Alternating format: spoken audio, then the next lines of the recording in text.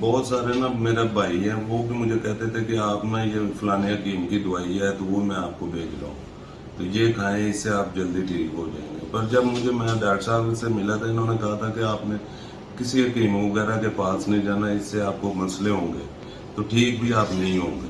میں نے پھر وہ حکیم صاحب کی کسی کی میڈیسن میرے پاس گھر آئی پڑی ہے، میں نے کسی کی میڈیسن نہیں کھائی. جو ڈاکٹر صاحب نے بتائی تھی وہ لیبارٹری والے کیا کہتے تھے؟ میں وہ لیبارٹری والے کے پاس ٹیسٹ کروانے جاتا رہا ہوں ڈاکٹر صاحب کے آنے سے پہلے 2-3 دفعہ.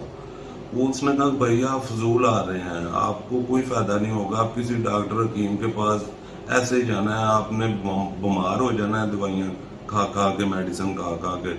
آپ کا نیل ہے بالکل 0% ہے، یہ ٹھیک نہیں ہوتے. میں نے بہت سے بندوں کو چیک اپ کیے ہیں، ٹیسٹ کیے ہیں، وہ ٹھیک نہیں ہوتے. آپ کو جو مرض ہے نا یہ آپ ٹھیک نہیں ہو سکتے.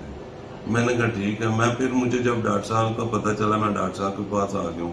اس کے بعد میں نے کسی کی میڈیسن یوز نہیں کی.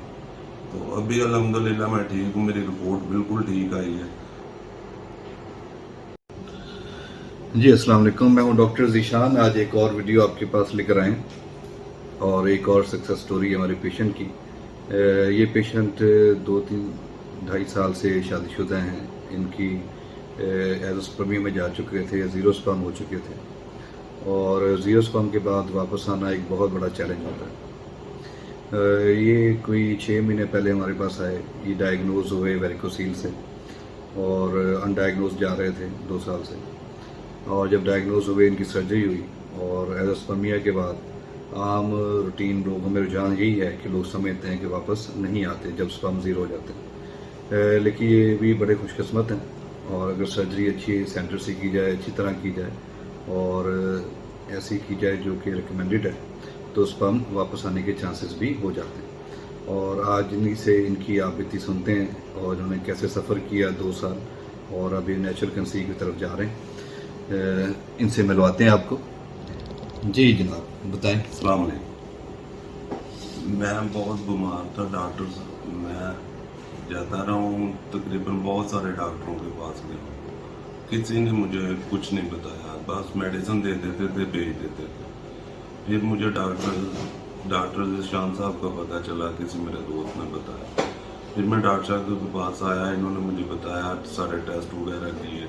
انہوں نے بتایا کہ آپ کو ایزوسپرم ہے، اس میں آپ کی چھوٹی سی سرجری ہوگی، اس کے بعد انشاءاللہ آپ بہت جلدی ٹھیک ہونا شروع ہو جائیں گے. میں نے ویسے ہی جیسے ڈاکٹر صاحب نے کہا ویسے ہی میں کرتا گیا ہوں.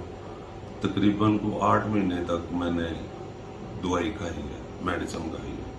ابھی اللہ کا شکر ہے میں بالکل ٹھیک ہوں. تو اپنے لوگ کیا کہتے تھے آپ کو کہ صحیح ہو سکتے ہیں کہ نہیں صحیح ہو نہیں، سکتے؟ ڈاکٹر صاحب میں جس کے پاس گیا ہوں وہ کہتا تھا نہیں یہ آپ ٹھیک نہیں ہو سکتے، اس کا کوئی فائدہ نہیں علاج کا، آپ علاج نہیں کروانا، بند کر دیں، اس سے آپ کی صحت خراب ہوگی، آپ کو کوئی فرق نہیں پڑے گا. تو پھر آپ نے ہمت نہیں ہاری؟ نہیں، میں پھر بھی مجھے آپ کا پتہ چلا کہ ڈاکٹر ذیشان صاحب ہیں لاہور میں، ان کے پاس جائیں. میں اسی ٹائم آپ کے پاس آ گیا تھا.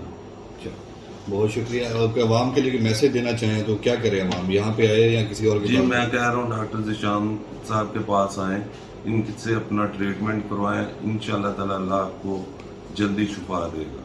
اور آج کیا لے کر آئے آپ ہمارے لیے؟ میں ڈاکٹر صاحب کے لیے ابھی سون حلوہ ملتان سے منگوایا تھا، وہ لے کے آیا چلیں ہوں. دیں پھر ہم نے ڈاکٹر کہاں رکھا صاحب ہوا؟ مہربانی ڈاکٹر صاحب کی کہ میں جلدی ٹھیک ہو گیا. نہیں، یہ بہت ہی پیارا تحفہ ہے اور ڈاکٹر کے لیے یہی تحفہ جو ہے بہت ہی اہمیت رکھتا ہے. اور یہ تحفہ جو ہے ایک ٹوکن آف لو بھی ہے اور پیشنٹ کا ٹھیک ہونا سب سے بڑی اچیومنٹ ہے. ایک چیلنجنگ پیشنٹ جو ٹھیک ہو جائے اور جو دنیا سے ناامید ہو، ڈاکٹروں سے ناامید ہو چکا ہو، حکیموں سے اور ہر جگہ سے ہوپ لیس ہو چکا ہو، ایسے پیشنٹ کا ٹھیک ہونا ایک واقعی اچیومنٹ ہے. چیلنجنگ کیس پورا ہوتا ہے اور ان کے بھی ہم بڑے شکر گزار ہیں. انہوں نے ہمیں یاد رکھا ٹھیک ہونے کے بعد اور ان کے لیے ہم ایک اچھی زندگی کی امید رکھتے ہیں. اور ایک بہت بڑے سائیکالوجیکل پریشر سے، سوشل پریشر سے باہر آئیں اور اب یہ بہتری کی طرف چل رہے ہیں اور اللہ تعالیٰ نے بہتری کی طرف رکھے. اور آپ سب لوگوں کے لیے بھی یہ میسج ہے کہ ایزوسپرمیا کے ڈفرینٹ کازز ہوتے ہیں. کچھ میں ابسٹرکشن ہے، کچھ میں نان ابسٹرکشن ہے. اور نان ابسٹرکٹیو کیسز ایسے جن میں ویریکوسیل ہو اور ایسے سینٹر سے جو سینٹر یہ کر رہا ہو اسی سینٹر سے کروائیں. تمام ڈاکٹر جو ہیں مائکرو سرجری یا ویریکوسلیکٹمی نہیں کر سکتے. یہ ایک عام فہم چیز ہے اور ڈفرینٹ لوگ ڈفرینٹ جگہ سے کروا بیٹھتے ہیں اور اپنی چیزوں کو خراب کروا لیتے ہیں.